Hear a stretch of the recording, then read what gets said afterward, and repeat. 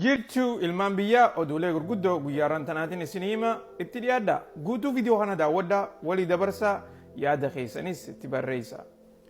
Durarratti Indiyaadhaa fi Paakistaan karaa lolaa deemaa jiran fakkaatan. Akka gartee guyyaa rantanaa oduun baate jettutti Indiyaan Kaashmir keessaa fi akkasumas Paakistaan keessaa bikka adda addaa samiirraan takkaa'u misaa'il adda addaatiin dha'uusiidha garsiisaa jiran. Kana qofa odoo hin taane keessaafuu Kaashmir keessa bikka gartee Indiidhaa fi akkasumas Paakistaan irra wal-lolaa jiran tana akka malee warri Hindiidhaa dha'uudhaan nama hedduu ajjeesuu isaaniitii fi akkasumas madeessuudha ammallee miidiyaaleen gabaasaa jiran. Akka oduun tun jettutti waraanni Indiyaadhaa Paakistaan keessaa fi akkasumas bikka Paakistaan kontirool gootu tan Kaashmir keessa jirtu bikka 9 tan adda addaa guyyaa rantanaa kana dha'anii jiran. Kuni maatu amma gama Paakistaaniin kanarratti wanni isin jette takka illee hin jirtu.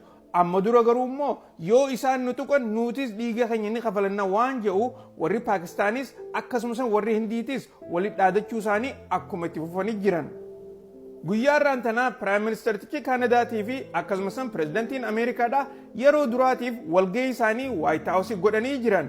Akkuma gartee ammaan dura jechoota adda addaatiin wal arrabsaa turanii fi takkaa'uu wal jala deeffachaa turanitti hafuura isaanii kan nagayaa takkaa'u immoo marii daldalaatii fi haareetti hariiroo addaa akka uumuu barbaadan isaan lachuutu yeroo miidiyaa wajjin marii godhan dubbatanii jiran. Kanarratti Piraayim Ministerichi Indiyaadhaa nuti isteeta 51ffaadhaa ta'uu hin barbaannu uummanni keenyaas hin fedhu waan jedhu yeroo dubbatu itti aansuudhaan Pireezidantiin Ameerikaadhaatis yeroon ammaan tanaa haalaataa gartee biyya teenya lameenuu itti guddifnu irratti marii godhuu qabna malee wanni gartee gurguddoon tabiraata rakkoodhaa hin jirtu jedhee dubbatee jira. Kanarratti haasawa gartee warri miidiyaadhaa akka jedhanitti teerifii fi akkasumas karaa ikoonomii biraa irratti marii akka godhan wanni adda addaa ni ibsiti. Kana qofa odoo hin taane keessaafuu waan gaazaa irratti Ameerikaan akka fedhii qabdu dubbatanii jiran. Mootummaan Ameerikaadhaa jiraattota isaaniitiif riil ID takkaa'uu ID haaree tan amma hojiirra oolchan yoo gartee ID tana qabaachuu baatillee guyyaa muraasa keessatti xayyaara hortee deemuu ni dandeessa waan jedhan ibsa baasanii jiran. Akka ammaan dura dubbachaa turanitti yoo riil ID tana kan hin qabaanne taate xayyaara horuu hin dandeessu takkaa'uu olii gad deemuu hin dandeessu waan jedhanii dubbatan san ammaan tana immoo rakkoo gartee namni tokko waan fudhachuu hin dandeenye takkaa'uu riil ID isaanii waan irraa turtee jirtuuf jecha amma yeroo muraasa gartee xayyaara hortee deemuu ni dandeessa garuu immoo laayinaatu si dheerata kaa'u rakkoon takka si dhufuu ni dandeessi waan jedhan itti gaafatamtuun Hoomland Security Ameerikaadhaa guyyaa kana miidiyaadhaaf yeroo dubbattu ibsa gootee jirti. Garuu uummanni hedduun bikka gartee DMV dhaqanii ID tana akka baafachaa jiran miidiyaaleen adda addaa gabaasaa jiran. Riil ID'n tuni ID duraan namni gartee qabatu takkaa'u waraqaa heeyyamaa tan duraan namni qabatu sanirraa tan addaa yoo taatu tuni gartee xiqqoo akka gartee namni olii gad deemee akkasumatti maasis firiidama namaa kan itti jedhanii namni hedduun yaadaa jiran. Garuu namni tokkos yoo paasaboora qabaatte riil ID tana sin barbaachisu saniifuu paasaboora keetiin itti fayyadamtee olii gad deemuu ni dandeessaa waan jedhaniis itti aansanii dubbachaatuma jiran. Mootummaan Ameerikaatii fi Pireezidantiin Ameerikaa Doonaald Tiraamp nuti Yemen takkaa'uu Huusii tana dha'uu dhaabuu qabnaa yaada jiru dubbachaa jiran. Kunis eega gartee Pireezidantiin Ameerikaadhaa Doonaald Tiraamp aangoo fudhate as jiddu yoo xiqqaate hoggukuma takka biyya Yemen tana samiirraan dha'uu isaanii miidiyaaleen adda addaa gabaasaa jiran. Haa taatu malee rakkoon isaan Yemen irra geessine jedhanii ilaamaan tanaa tumaa jiranii tuni bikka ga'uu dhabdee jirti saniifuu Ameerikaan firraa isaan dha'uu dhiistee nagaan gatteessee wajjin mari'achuu qabdi yaada jedhan warri miidiyaalee adda addaa ni gabaasan. Warri Huutii kunis akka jedhanitti nuti rakkoo Ameerikaa wajjin qabnu garuu immoo yoo Israa'el ummata Falastiin kana ajjeesuu dhiifte nuti isaan dha'uu ni dhiifnaa yaada jedhan dubbachaa jiran. Akkuma ammaan tana duraatti yeroo siisfaayiriin takkaa'u nageenyi yeroodhaaf dhaabbate san irratti warri Huutiidhaa kuni Israa'el dha'uu dhaabanii turan.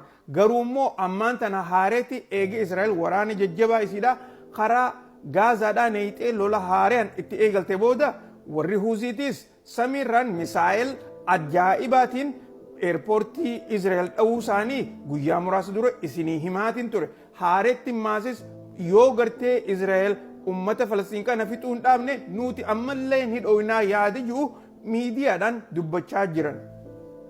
Jarman chaansilara haaree takkaa'uu dura deemaa haaree harkattee jirti fakkaatti. Akka guyyaarran tanaa ibsa miidiyaan adda addaa dubbachaa jirutti Merz namtichi jaanii kan paartii konservatiiv irraa dhufe akka gartee paartii kooliishinaatiin moohee aangoo fudhatee akkasitti mootummaa haareetti akka ijaaraa jiru miidiyaaleen gabaasaa jiran. Akka amma duratti yeroo dabartee filannoo mooheetti garuu immoo mootummaa ijaaruu hin dandeenye sababni kooliishinni isaa duraa caccabee tureef jecha haareetti ammaan tana filatamee akkasitti aangoo warra kooliishina biraati wajjin ijaaratee chaansilara tahee akkasitti aangoo fudhachaa jira yaaniiti odeessaa jiran.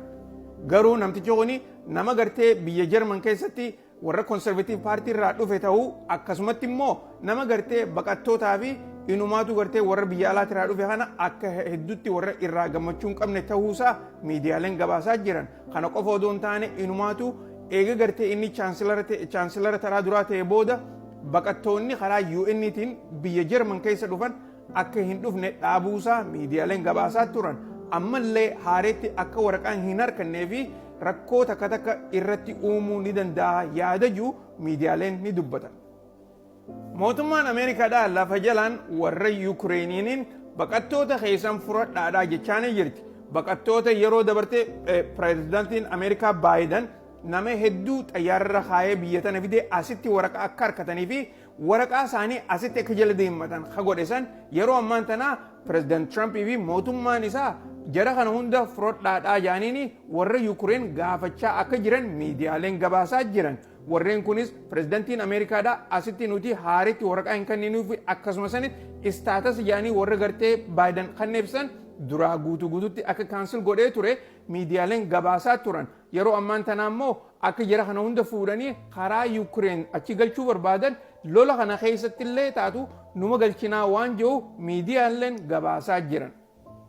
Dhumarratti dhaabbanni nyaata addunyaa takkaa'u dhaabbanni miskiinota addunyaadhaa nyaachisu World Food Program kan jedhamu yeroo ammaan tana rakkoo jabduu keessa akka jiru gabaasaa jiran.